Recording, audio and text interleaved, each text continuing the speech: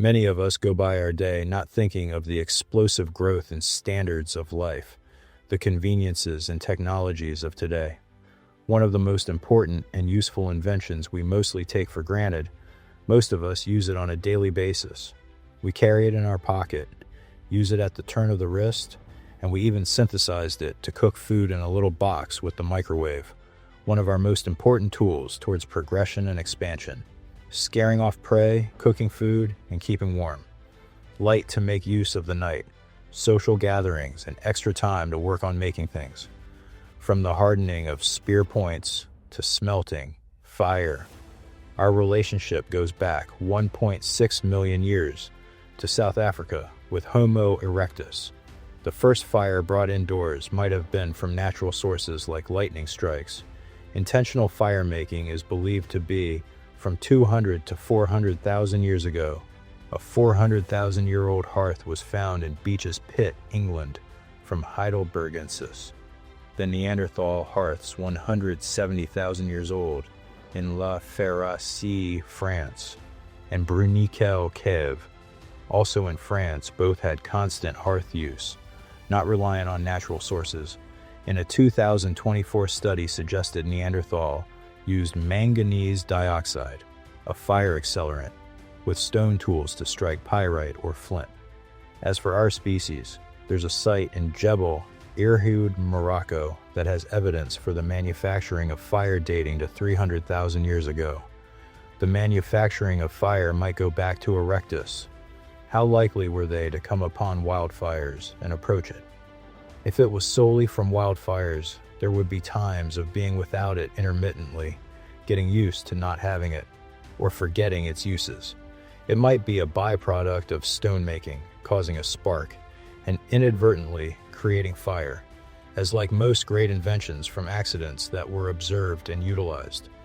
Fire allowed for the expansion into the northern latitudes that were suffering from an ice age. In the northern latitudes, it could be up to 30 degrees colder than today.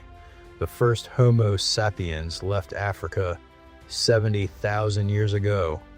There were groups before this, but they didn't make much, if any, of a genetic legacy. Moving into the northern latitudes created the necessity for the first sewing needle, which is also indirect evidence of the first clothing. The first clothing was plant fibers or hides, depending on the location. Evidence for the process of animal hides dates back to a leather scraper 210,000 years old and was found in southwest Europe and was made by Neanderthals. The oldest needle made by our species was found in South Africa, dating back to 61,000 years. The oldest textiles are much harder to preserve, dating to 30,000 years. In Turkey was evidence of textiles, and in Egypt they found a finely made shirt called the Tarkan dress, dating to 5,500 years ago. In Siberia, in the Altai Mountains, is Denisovan Cave, 50,000 years old. A finely crafted bird bone was formed into a needle 3 inches long, with a perfect hole in the center of one end. The Denisovans were a closely related species to us, and more so to Neanderthals. The Denisovans still live amongst us today, to some degree, with Southeast Asians and the Aboriginals of Australia, up to 4%, and on the island of Papua New Guinea, as high as 6%. In that same cave, another discovery was made in 2008 that was also made by Denisovans 40,000 years ago, a very finely crafted bracelet carved from dark green chlorite. When examined by Russian scientists under magnification, they found spiral grooves along the inner wall of the hole. These grooves are consistent with rotary drilling techniques, not by chipping, abrasions, or hand drilling. The bore is uniformly cylindrical and very smooth, needing a constant rotation to manufacture that wouldn't be seen again until the Bronze Age. Some of the first jewelry goes back to 100,000 years in Israel and 132,000 years in Morocco, both being shells.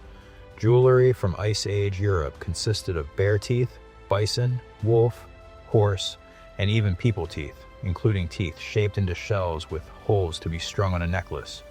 During the last LGM, also known as the last glacial maximum, The first blue eyes, probably around 20 to 25,000 years ago, appeared in Spain. For some reason, online information says Eastern Europe, Balkans 9 to 10,000 years ago. One of the problems is Eastern hunter-gatherers didn't have blue eyes, at least early on, but almost every Western hunter-gatherer did. Tagliente II, 17,000 years old, was found in North Italy and had blue eyes. Villabruna man, also found in North Italy, was 14,000 years old and also had blue eyes. Bichon man was discovered in Switzerland and was almost 14,000 years old. He also had blue eyes. At the time that the Ice Age spiked and glaciers advanced 25 to 19,000 years ago, the people of Europe retreated into Iberia, Italy, and the Balkans. After Europe started warming, we see the Western hunter-gatherers being genetically homogenized after the last glacial bottleneck in Iberia. As they left to repopulate Europe, the closed small population allowed the blue eye allele to spread. At this time, about 15,000 years ago, they started moving across Europe, and they were called Villabruna, and would have had blue eyes uniformly by the time that they left Iberia. In no time before in history has there been a creature that could harness and tame the natural world around it in the way that we can. Around 10,000 years ago, we can find the oldest evidence of farming in the East Mediterranean, Anatolia, modern Greece and Turkey, and the Near East. Grinding stones and seeds dating to 10,000 years ago in Turkey, goats, pigs, and sheep, 11,000 years ago. Tracing domesticated wheat by way of genetics to that region. The wild ancestor had seed separation. The domesticated version didn't. The seeds held together by something called a rachis. Domesticated wheat has a non-shattering rachis. The cow was domesticated from 80 aurochs 10,000 years ago in the Fertile Crescent, southwest Anatolia, and northern Syria, around 6,000 to 7,000 years ago in Egypt. After this, bull worship became common across the Mediterranean. 9,000 BC in Anatolia, 5,500 BC in Europe, 3,000 BC in Mesopotamia, 2,600 BC in the Indus Valley, 2,000 BC in Crete, 1,800 BC with the Hittites, 1,600 BC in Egypt, 1,500 BC in Canaan, and 1,000 BC with the Greeks and Romans. It wasn't the first worship. It slowly replaced the mother goddess as seen in the Venus figurines, going back 35 to 40,000 years ago during the Aery-Nacian period in Europe. Its known range was from Europe to Russia and the Near East. In the Maltese Islands, just south of Italy, are temples in the shape of the mother goddess that are at least 5,500 years old, making them some of the oldest freestanding stone structures in the world. Earlier than Stonehenge and the pyramids of Giza, the equinox and solstices aligned with the main doorway and illuminated the back of the corridor. Outside the temple was a very detailed calendar that showed weeks, equinoxes, 11 days to align with the lunar solar year, and a 29.5-day lunar month. It even had the 19-year Metonic cycle. It's considered one of the most sophisticated timekeeping artifacts of prehistoric Europe. The oldest calendar isn't too far away.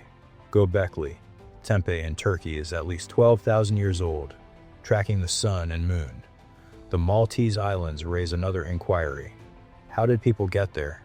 When was the first boats? In southern Crete, archaeologists found stone tools estimated to be at least 130,000 years old, and some argue as old as 700,000 years old, made by either Neanderthal or Homo heidelbergensis. It was never connected to the mainland and has been an island for more than 5 million years, proving watercraft date to before our species even left Africa. The Gobustan petroglyph, located in Gobustan National Park near the Caspian Sea, shows the pictures of over 6,000 petroglyphs, hunting scenes, dancing, animals, rituals, and boats. The site dates to about 10,000 years or older. In the Netherlands was found the Passy canoe, made out of a single hollowed-out log, dates to 8,000 years old. and was found in a peat bog. Also in Australia with rock art dating to 17,000 years old, and some might even be as old as 40 to 50,000 years old. And Australia also has always been an island. Speaking of art, the beginning of culture started using art, music, and representations like statues and cave art, like in France, 32,000 years old. In South Germany, the oldest musical instrument in the world was found dating to more than 40,000 years old, a flute made from the wing bone of a large bird. It had 5 finger holes and was found with other cultural artifacts like a small figurine.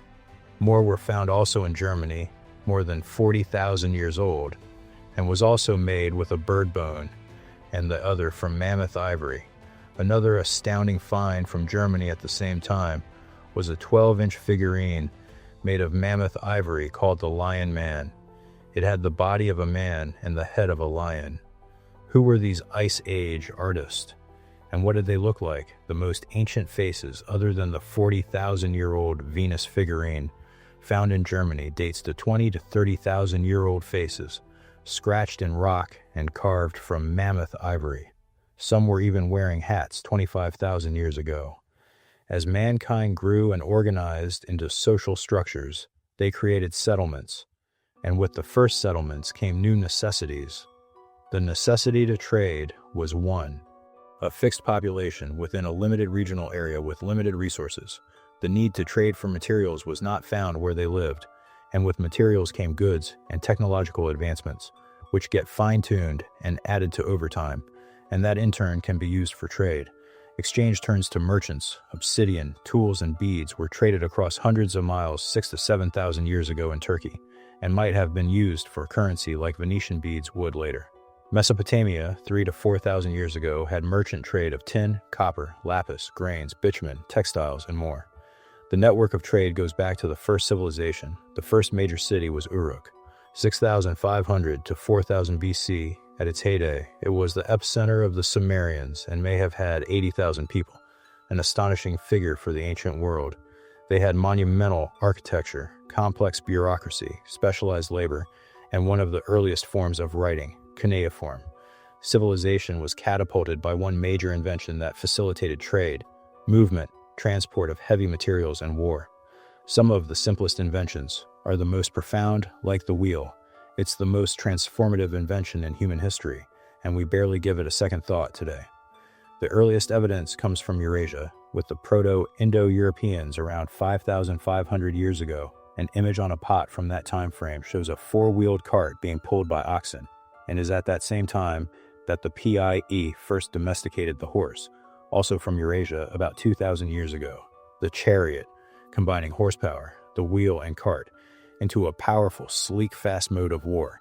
And with war comes weapons, slings, bows, axes, knives, and spears.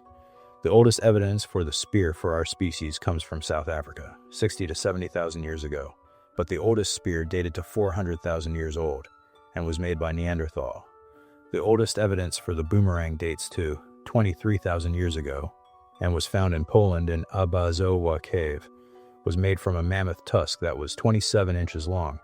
The oldest in Australia found was 10,000 years old in Wiry Swamp, because Australia is an isolated island, and the Aborigines arrived about 50,000 years ago. The boomerang, if with them on their arrival, could go back much further, but later migrations could have also brought it, like migrations that came from India about 5,000 years ago as known by genetic testing, and may have brought the dingo at that time as well. The atlatl, a tool that acts like an extension of the arm, giving much more leverage when throwing a spear, with up to 50% more force, launching it to greater distances over 100 meters. It has a hook on one end that secures itself to the end of a long, flexible spear. The oldest one was found in Europe in Grotte du Mas d'Azel, France, and is about 17,500 years old. The ones found in Europe were finely carved with designs of bison, horse, deer, and more. In Australia, rock art depictions show its presence there for tens of thousands of years. In America, fragments dating back 9,000 years. It may have been their main tool, since the bow and arrow isn't thought to arrive until 1,500 years ago. Soldiers, armies, and war became necessary to protect civilizations. The need for defense was paramount. Civilizations brought trade that brought wealth, infrastructure, crops, livestock, and all the things that attract those who want it by plunder or by war. But no weapon has been solely invented and used for war like the sword. The oldest sword found is from 3300 BC in Turkey. It was made from copper, then later they were made from bronze, then iron, and then steel. Armies using advancements gave it advantages against their opponents, each building progressively from the last technological advancement, projecting us into the future, starting as hunter-gatherer like the Sans people of South Africa today, who are the oldest population on Earth. It's from this group that spawned all ethnicities around the world. They have a small stature, light skin, and Asian-type eyes. Anthropologists look to them for insight into our past. Their hunting style is to run down game to exhaustion by chasing it and keeping it on the move, without a chance to rest, which could take up to 4 hours. And when they catch up to it, they use bows and arrows to finalize the hunt. Mankind is hundreds of thousands of years in the making. The only animal to create fire, harness nature in abstract ways, bend the environment for the will of man. It took hundreds of thousands of years to invent the wheel. It took thousands of years to go from horse-drawn cart to car. In the past 100 years, we've gone from the horse and buggy to the car to space travel, the internet, self-driving vehicles, and artificial intelligence. The pace of innovation isn't just speeding up, it's exploding. Ancient Greece first invented steam machines, used more for frivolous things, scientific curiosity and temple display. One Greek hero designed doors that would open and shut using the fire from the altar. Also mechanical puppets with moving scenes in the theater. There's also an account of a big clock. They also harnessed hydraulic power with a big clock. The Tower of the Winds, Roman Agora in Athens, Greece, 50 BC, invented by Adron Okus of Kairos. It combined timekeeping, astronomy, and public utility. The water clock was a hydraulic mechanism, using water to move springs and gears, to move dials to measure time at night when the sundial didn't work. The water clock mechanism remained in use for centuries, without the necessity to build off the technology. It wasn't essential and was lost, thought to be because they had slaves for labor. Necessity drives innovation. If they had utilized it, who knows where we might be today. As long as we don't break the chain of progress, we will continue to innovate. There has never before on Earth been so many first. In such a short span of time, we have split the atom, mapped the human genome, built machines that can think. The cleverness of humanity seems to know no bounds. Now, looking into the vastness of space to inhabit Mars and frontiers, will soon be another first in a growing list of breakthroughs.